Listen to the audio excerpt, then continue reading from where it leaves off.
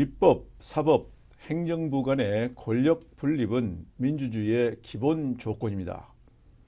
요즘 대통령과 국회와의 관계를 보면 권력이 분립되어 있는지에 대해서 생각해 보게 합니다. 오늘은 이 문제, 대통령과 국회와의 관계, 이 문제에 대해서 김형준 교수를 모시고 얘기를 들어보도록 하겠습니다. 안녕하세요. 네, 안녕하세요.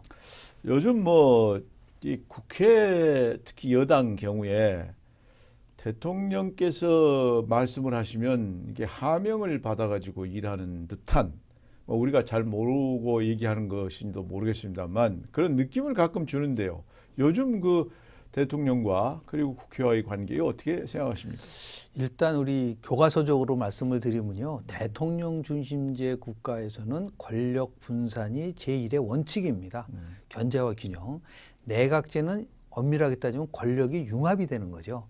그래서 대통령제가 제대로 작동되기 위해서는, 특히 건강한 정부를 만들기 위해서는 입법부에 있는 구성원들이 여야를 넘어서서 행정부를 함께 견제를 해야지만이 대통령제가 효율적으로 운영된다는 게 대원칙인데, 지금 우리는 마치 내각제식으로 대통령제를 운영을 하고 있는 게 가장 큰 문제입니다. 다시 얘기해서 대통령이 집권당을 통해서 국회를 지배할 수 있다는 생각을 하고 계신 것 같아요. 그러다 보니까 본인이 마음에 안 들면 당대표를 만나지 않고 어떤 때는 여당 대표를 호출하기도 하고 심한 경우에는 질타하기도 하고, 더 나아가서 국무회의 석상에서, 이게 공식적인 석상에서 대통령이 지금 계속해서 반복적으로 국회 직무유기, 심한 경우 최근에는 대통령께서 국회를 향해서 립서비스만 하는 위선자다라고까지 직격탄을 날렸거든요. 물론 그렇다고 해서 국회를 정당화시키는 건 아닙니다. 지금 우리 국회가 아주 큰 중병에 걸려 있는 건 사실입니다. 가장 큰 것은 법은 만드는 게 중요한 것이 아니라 법은 아주 라이트 타임, 꼭 필요한 시점에 꼭 필요한 법을 만들어야 되거든요. 그런데 지금 우리는 법이 자꾸만 그 늦게 만들어지는 걸 넘어서서 아예 그냥 몇 년이 걸려도 중요한 법이 통과되지 않는 경우가 나온단 말이죠. 최근에 관광진흥법 같은 경우는 1150일 만에 통과됐고요. 지금 대통령을 포함해서 경제 활성화를 위해서 꼭 필요한 법이라고 얘기하는 여러 가지 서비스 산업 발전 기본법 같은 경우는 1450일을 지금 국회에 있고, 테러 방지법 같은 경우는 2001년도에 더 웃기는 것은 현재 야당인 때 참여정부 때 발의를 했거든요. 근데 14년이 걸렸는데 불구하고 테러 방지법이 안 만들어지고 있고, 이런 것들을 봤을 때 지금 요약해서 말씀을 드리면 대한민국의 대통령제는 한마디로 얘기해서 추락을 넘어서 완전히 그냥 실패를 하고 있다는 걸 말씀을 드리고 싶습니다. 그러니까 입법부는 독립적으로 입법 활동을 하는 데인데, 그렇지만 행정부하고 입법부가 협력이 필요하겠죠. 그렇습니다. 또 국가가 잘 되기 위해서 행정부에서 협조해 달라, 그런 입법부에서 또 협조하고, 이런 관계, 협조의 관계, 이거는 좋은데, 이제 우리가 요즘 생각을 해보면은 대통령이 협조를 요청을 한다고 하시지만 내용을 보면 마치 하명하는 듯한 그런 이제 느낌이 이게 드는 경우가 있기 때문에 문제인데, 왜 이렇게 우리나라 국회는, 특히 여당은 대통령의 일종의 하부기관으로 된 건지, 왜 그럴까요? 그거는 일단은 대통령이라는 그 권위라든지, 더 나아가서 대통령이 갖고 있는 여러 가지 권한 문제가 너무 지나치게 비대화되어 있다는 것은 맞습니다. 그래서 우리가 제왕적 대통령이라는 말까지 쓰지 않았습니까? 그러니까 김무성 대표 같은 경우에 당대표가 되는 과정 속에서 청와대를 향해서 할 말을 하겠다고 분명히 얘기를 했는데, 실질적으로 보면은 그렇게 진행되고 있지 못하지 않습니까? 결정적인 순간에 청와대의 눈치를 본다든지, 아니면은 청와대가 지시하고 통제하는 것을 따라갈 수밖에 없게끔 돼 있는 부분인데요. 그것은 한마디로 해서 대통령이 갖고 있는 견고한 지지의 세력들과 더불어서 아직까지는 여당 내에 유력한 당 대권을 넘어설 수 있는 그러한 영향력을 발휘하지 못하는 부분들이 충분히 있고요. 또 하나는 지금 우리 2012년에 여당의 공천 과정을 보면 엄밀하게 따지면은 대통령이 전권을 행사해가지고 100% 공천을 했다고 해도 과언이 아니거든요. 그러니까 다시 대통령 입장에서 봤을 때는 지금 여당의 의원들은 자신이 다 공천을 했기 때문에 어떤 경우라도 자신을 위해서 정부를 위해서 열심히 일해야 된다라고 하는 기본적 인식이 깔려 있는 거죠. 그러다 보니까 대통령이 아까 말씀드린 것처럼 수평적 관계가 아니라 수직적 관계로 운영할 수밖에 없는 것을 지극히 자연스럽게 생각을 하고, 두 번째 중요한 요인은 행정이 정치를 끌고 갈 수 있다는 생각. 다시 해서 그걸 행정 독주라고 얘기를 하는데요. 과거도 보면은 국회나 정치는 굉장히 좀 비효율적이고 비생산적이라는 인식을 갖고 있기 때문에 모든 것은 정부가 끌고 가야 된다라고 하는 그런 강한 신념을 갖고 있으면 결국은 대통령이 물론 답답한다는 것도 있지만은 국회를 향해서 요구 사항을 너무 지나치게 마치 본인이 모든 것을 다 할 수 있다고 하는, 이게 시민민주주의가 아니라 신민민주주의와 같은 형태로 나타나기 때문에 나오는 그러니까 문제죠. 이게 지난번 이명박 대통령 때의 경우에는 여당이 셌잖아요. 네네. 이명박 대통령이 뭘 하려고 해도 여당에 힘 있는 사람들이 반대하면 못했지 않습니까? 네네. 그런데 지금은 여당에 그런 힘 있는 사람이 없기 때문에 대통령이 더 강해지고 있는 건데, 그렇다면 결국 제도가 아니라 사람에 관계되는 일인가요? 가장 중요한 것은 지금 대통령이 역대 대통령에 비해서 강하고 또 엄밀하게 따지면 굉장히 국회에 대해서 지시하고 통제하는 그 모습을 보이는 이유는 크게 세 가지입니다. 하나는 대통령이 판단했을 때 대통령을 견제할 수 있는 세력이 지금 너무 취약하다는 겁니다. 가장 대표적인 것이 야당이 역할을 거의 못하고 있습니다. 이 무기력한 야당이 나오는 거죠. 한마디로 얘기해서 과거에 YSDJ 같은 강력한 지도자가 야당의 대표로 있다 그러면은 이런 일이 벌어질까요? 라고 질문을 던질 수밖에 없다는 거죠. 그러니까 지금 야당은 형편없거든요. 날마다 지금 뭐 지긋지긋하지 않습니까? 본인들이 서로 문재인 안철수가 서로를 향해서 지긋지긋하다고 얘기할 정도인데 국민들 입장에서는 너무나 피로감도 느끼고 야당의 존재감을 느끼지 못합니다. 그런 상태에서 대통령이 긴장감을 갖고 국정을 운영할 수 있는 동기가 상실됐다. 두 번째는 뭐냐면 결국 민주주의에서는 선거를 통해서 심판을 받는 것이고요. 대통령이 잘못했으면 선거 심판을 받아야 되는데 정부, 특히 대통령 입장에서 봤을 때는 선거에 나가면 항상 이기거든요. 예를 들어서 뭐 세월호 사건이 터졌다든지 성완장 리스트가 터져도 재보궐선거 가면 압승을 한단 말이에요. 그건 대통령 입장에서 봤을 때는 본인이 그렇게 잘못한 게 아니지 않느냐라고 하는, 결국은 정치가 잘못한 것이지 정부는 잘못한 게 아니다라는 그런 확신을 가질 수 있는 부분들이 있는 것이고, 마지막 세 번째는 조금 전에 말씀드린 것처럼 여당 내에 강력한 대권 후보가 힘을 발휘하지 못하는 구조와 더불어서 지금 현재 집권 3년이 끝나는 거의 그 막바지 상태에서 대통령의 국정운영 지도가 40%대 초반을 가져가는 대통령은 거의 없었어요. 근데 그만큼 콘크리트표를 갖고 있다는 거죠. 그러니까 한마디로 요약을 하면은 대통령이 야당도 그렇게 별로 이렇게 두려워하지 않고, 그러니까 견제 세력도 없고 본인의 지지 기반도 강하고 셀 수 있다. 그렇습니다. 근데 이제 그 어떤 다른 측면에서 소위 국정 운영의 효율성 이런 측면에서 보면은 가령 경제 관련 입법이 지금 계속 지체되고 있지 않습니까? 근데 그 이유는 야당이 결국은 협조를 안 하기 때문에 그렇단 말이에요. 야당한테는 하명이 안 통하는 그 상태 아닙니까?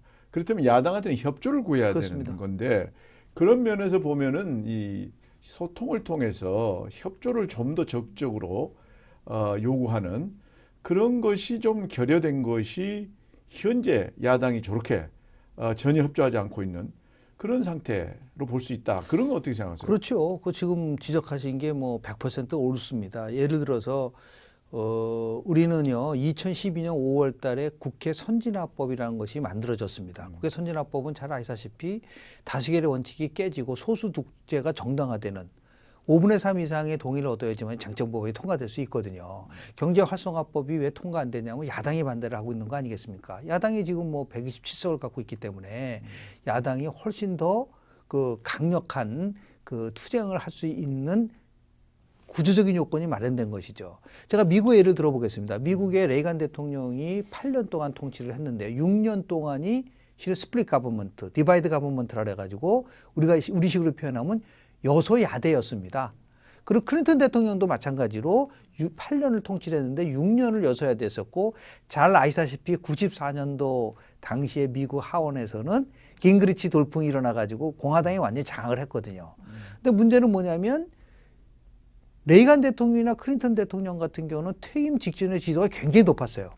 그 이유는 뭐냐면 레이간 대통령의 8시간의 통치 기록을 보니까 30% 정도, 8시간에서 3시간 동안은 본인의 업무를 하고 5시간을 야당을 만난 거예요. 그 말은 뭐냐면 자기 직무기간의 70% 정도를 야당을 만나서 끊임없이 설득하고 지지를 얻어냈다는 겁니다.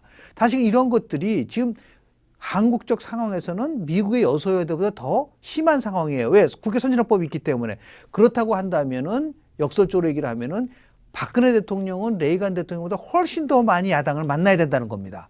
자기 직무기간의 80%를 야당을 만나서 적극적으로 협조를 구하고 더 나아가서 설득을 해야 되는데 그런 것이 아니라 야당은 제껴놓고 여당만 가지고 이 문제를 빨리 해결하라고 백날 얘기를 해봤자 이 문제는 해결이 되지 않는다는 거죠. 그러니까 그게 이제 우리가 관심 갖고 있는 사항은 대통령과 국회와의 생산적 관계인데 그렇습니다. 현재 상황을 보면은 대통령 지지 기반이 강하고 네. 선거에서도 항상 자신감이 네, 있고 그렇습니다.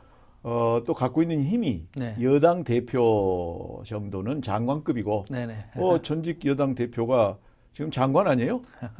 그러니까 여당은 이거 그냥 가볍게 할 수 있고 네. 결국 야당이 이거 남는데 야당이 오합지졸이란 말이에요. 그렇습니다. 그러니까 그냥 상당한 이 설득 노력이 없어도 된다 이렇게 생각할 수도 있다 이렇게 보는데 그러면 사실 바람직한 건 민주주의 기본 정신 즉 권력 집중은 피하자 네. 이건데 국회하고 이 대통령과의 관계에서 그러한 그 민주주의 기본 정신을 살리려면 어떻게 앞으로 하는 게 좋겠습니까? 가장 좋은 조건은 지금 우리가 누차 얘기를 하지만 대통령이 리더십을 발휘해서요. 한마디로 얘기하면은 포용적 리더십이란 말은 성립이 되질 않아요. 누가 누구를 포용한다는 겁니까?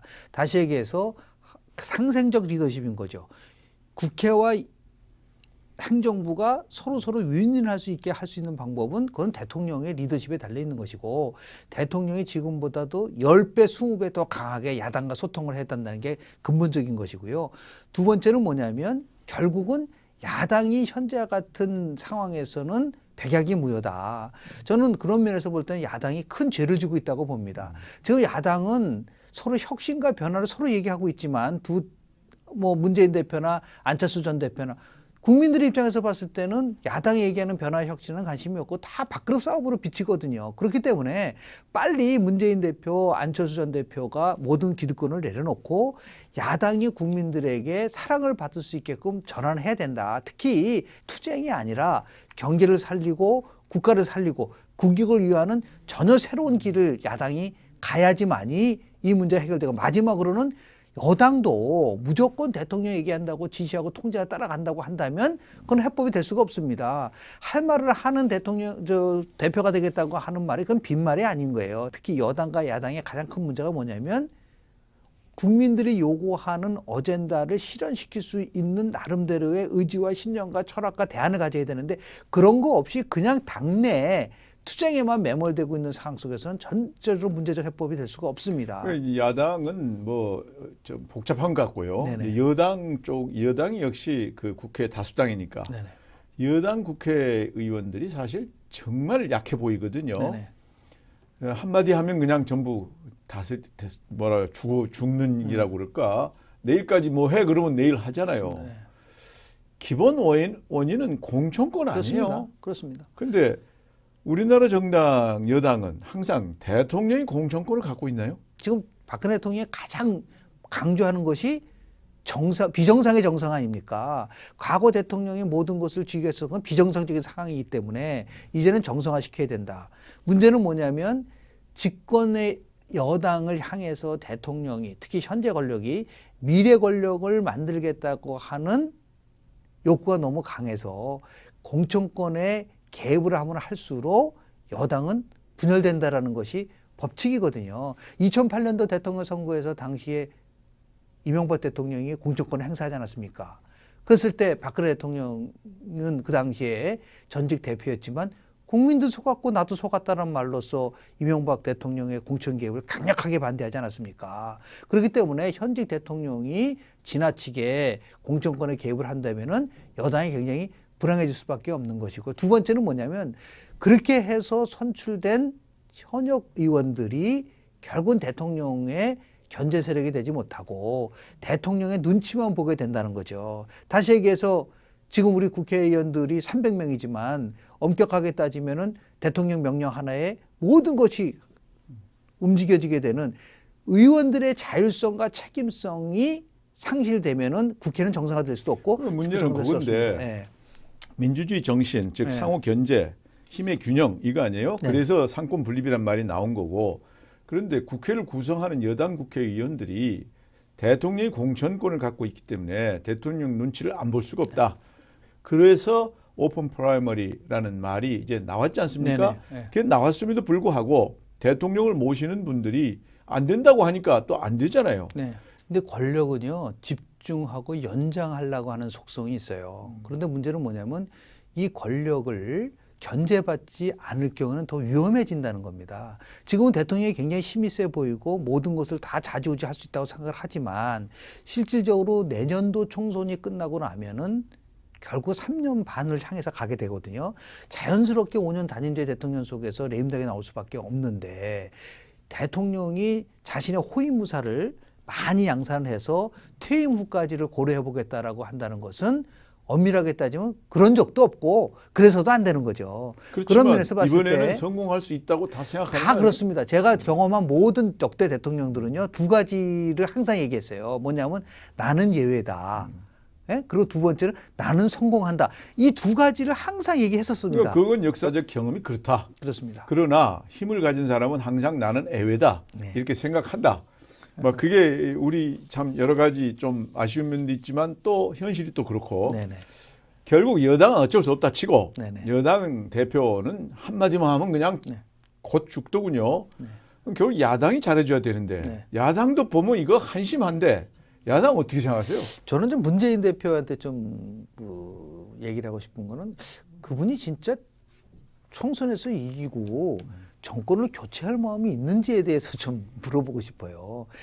그게 아니라 친노의 기득권을 유지하려고 한다면 그건 착각이다. 다시 얘기해서 각종 여론조사는 지금 반복적으로 확인되고 있지 않습니까? 문재인 대표의 지도가 호남에서는 뭐 바닥으로 가고 있고, 그리고 새정치 이 민주연합의 정당 지도는 새누리당의 반도 되지 않지 않습니까? 그런 상황 속에서 어떻게 이기는 정당을 만들고 선거에서 승리할 수 있다라고 하는지, 그런 부분에 대해서 도저히 이해가 가지 않고요. 그렇기 때문에 문제는 뭐냐면 역설적입니다. 새정치민주연합이 완전한 파국으로 가야지 통합이 된다는 겁니다. 다시 얘기해서 안철수 전 대표가 탈당까지 감행할 정도로 극한 거로 가야지만이 통합이 되는 부분들이 나오는 거거든요. 그렇지 않고 어설프게 봉합이 될 수는 없습니다. 문재인 대표한테 두 번째 얘기하고 싶은 거는요, 정치는 항상 움직이는 거기 때문에요. 박원순은 뭐 지금 뭐 중립을 잇고 있지만 박영선, 김한길, 박지원, 천정배, 안철수가 전부 다 모여가지고 한마디로 해서 비문연대를 만들고 거기에 손학규 전 대표까지 가세를 하게 되면요, 완전히 문재인 대표는 고립화됩니다. 수도권에서 장악하지 못합니다. 호남에서 표를 얻을 수가 없어요.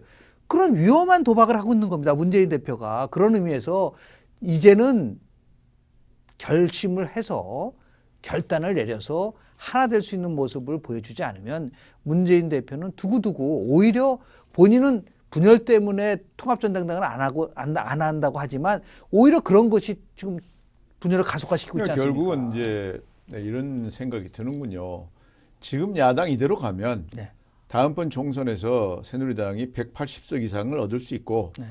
그렇게 되면 현재 여당의 권력 구조로 봐서 대통령의 힘은 더 세지고, 그렇게 되면 대통령과 국회의 관계는 더욱더 일방적인 네. 관계가 지속이 되고, 네. 그럼 결국은 이 권력 분립 입장에서 보면은 더 바람직하지 못한 그런 방향으로 가고, 결론적으로 말씀드려 그런 방향이 나오면 의회 민주주의가 퇴보할 수밖에 없는 그러니까요. 것이고요. 대통령이 결국은 미래 권력을 만들 수 있다는 확신을 더 갖게 함으로써 네. 오히려 더 대통령의 리더십이 강하지만 실질적으로 보면 너무 위험한 리더십을 보일 수가 있기 때문에 이 문제를 해결하기 위해서라도 야당이 강해져야지 여당도 강해지고 여야가 강해져야지만이 국회가 입법부가 행정부를 견제해서 건강한 정부를 만들 수 있는 나름대로의 순기능적인 역할을 할 수가 있지만 일방적으로 야당이 몰락하고 여당이 숨도 못 쉰 채로 청와대 여의도 출장소로 전락을 하면은 지금은 출장소 아니에요? 예,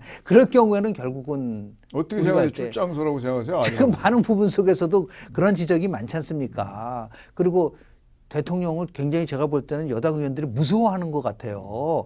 그냥 대통령만 쳐다보고 청와대만 눈치만 보니까 국민들 입장에서 보면 한마디로 해서 너무 피로하다. 그리고 피곤하고 더불어서 정치에 대한 혐오, 분노가 너무너무 많습니다. 그래서 제가 말씀드리고 싶은 거는 현재 같은 상황 속에서 대통령이 변하고 여당이 변하고 야당이 변하면 최상이지만 그렇지 않을 경우에 유일한 이 문제를 해결할 수 있는 방법은 국민이 변해야 된다. 선거. 국민 선거를 통해서 응징을 할 사람은 응징을 하고 더 나아가서 새로운 정치의 틀을 만들 수 있는 것은 국민들이 만들어줘야 된다. 그래서 키 교수가 얘기를 했지만 국민은 결코 어리석지 않다고 하는데 국민이 얼마나 무섭다는 것을 반드시 보여줘서 내년도 총선에서는 여야를 넘어서서 지금 국민들이 봤을 때 정말 눈살을 찌푸리게 하는 의원들이 많지 않습니까? 대한민국 정체성을 흔드는 사람이라든지요.